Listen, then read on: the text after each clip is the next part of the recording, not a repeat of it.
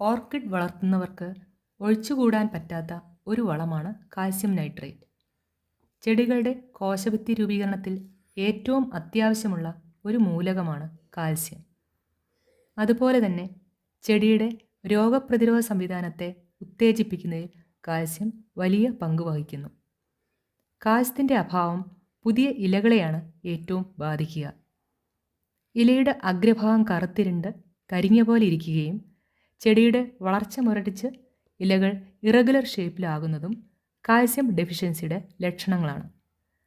വളരെ ചെറിയ സ്യൂഡോ ബൾബ്സും ആരോഗ്യമില്ലാത്ത വേരുകളും ഉണ്ടാകാൻ കാരണം കാൽസ്യം ഡെഫിഷ്യൻസിയാണ്.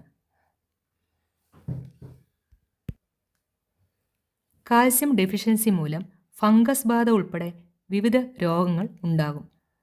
കാൽസ്യം നൈട്രേറ്റിലുള്ള നൈട്രജനും ചെടികളുടെ വളർച്ചയ്ക്ക് ഉപകാരപ്രദമാണ്.